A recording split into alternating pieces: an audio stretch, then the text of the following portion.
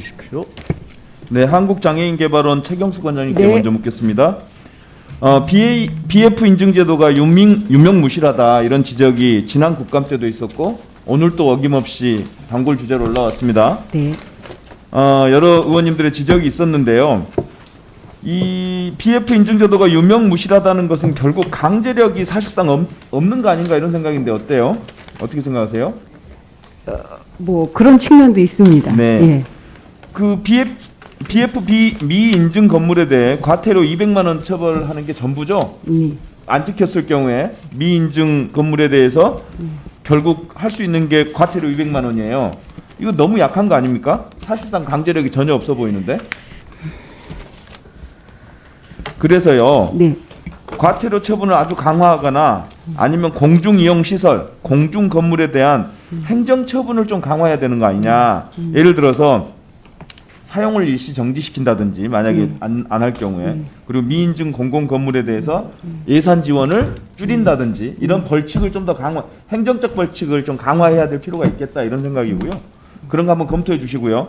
두 번째로는 지금 보시면 PPT 보시면 광주 및 전남 같은 경우는 조례를 만들었어요. 여기에 보면 이 BF 인증 제도 관련해서 적용 대상에 신축뿐만 아니라 증축을 집어넣었어요. 그러니까 신축과 개축뿐만 아니라 증축하는 건물에 대해서도 BF 인증 제도의 적용 대상이 되도록 광주하고 전남에서 조례를 개정했는데 이런 거를 한번 전국적으로 확산해 보면 어떨까 싶습니다. 어떤가요? 네, 아주 전남의 조례는 굉장히 선진적으로 좋다고 생각을 하고 네. 계속 참 고민되는 지점이 그 중축에 관한 것입니다. 좀 적극적으로 검토해서 이런 모범들이 그 시도 좋은 조례들이 전국으로 확산됐으면 좋겠습니다. 한국보육진흥원 유희정 원장님께 묻겠습니다. 영유아 보육법에 따르면 모든 시군구는 육아종합지원센터를 설립 운영하도록 돼 있죠. 맞습니다. 그리고 그 센터 운영 비용은 전부 또는 일부를 정부가 되도록 그렇게 돼 있습니다. 네. 그런데 이 영유아 보육법에 따라서 모든 시군구에 설치하도록 돼 있는 이 육아종합지원센터의 설치 PPT 좀 띄워주세요. 를 봤더니 시군구 228곳 중에서 100곳만 설치돼 있어요. 약 43.9%에 불과한데 맞습니다. 이 시군구별 설치 현황이 지역 편차가 굉장히 심각합니다. 잘 사는 서울시는요 25개 구 모두 다 설치돼 있어요. 100% 설치돼 있습니다. 근데 광주는 5개 구 중에 한 곳도 설치가 안 됐어요. 그리고 전남도 22개 시군구 중에 2개만 설치돼 있어요. 다른 지역도 마찬가지입니다. PPT 보시면 아시겠지만 이거는 예산 문제에서 비롯된 건데요. 즉 잘 사는 구는 시군구는 설치율이 굉장히 높고요. 군 단위는 거의 없고요. 그리고 가난한 지방도시들도 없는 경우가 많습니다. 봤더니 예산 문제가 중앙센터는 국비에서 전액 지원을 해줘요. 근데 시도 광역센터는 국비와 지방비가 매칭인데 반해 가장 필요한 보육 현장에서 가장 필요한 시군구는 전액 지자체 부담입니다. 알고 계시죠? 맞습니다. 네. 이렇게 시군구에다 맡겨놓다 보니까 부자 도시로 알려진 도시들은 거의 대부분 다 설치가 돼 있는 반면 가난한 지방 도시들이나 군 단위는 없는 경우가 많아요. 그래서 그 이유를 살펴봤더니 시군구 센터에서 운영하기 위해서는 그러니까 시군구 센터를 운영하려면 센터장 1명과 5인 이상의 근로자를 근무시켜야 됩니다. 여기에 들어가는 인건비만 최소 2억 4천입니다. 거기에 더해서 각종 사업비라든가 부대 비용을 추가해버리면 자치단체가 부담하기엔 너무 큰 돈이 들어가게 되는 거죠. 즉 여기에서 부자 도시들은 짓는 거고 가난한 시군구는 못 짓게 되는 딱 그 경계점에 이 원인이 있는 겁니다.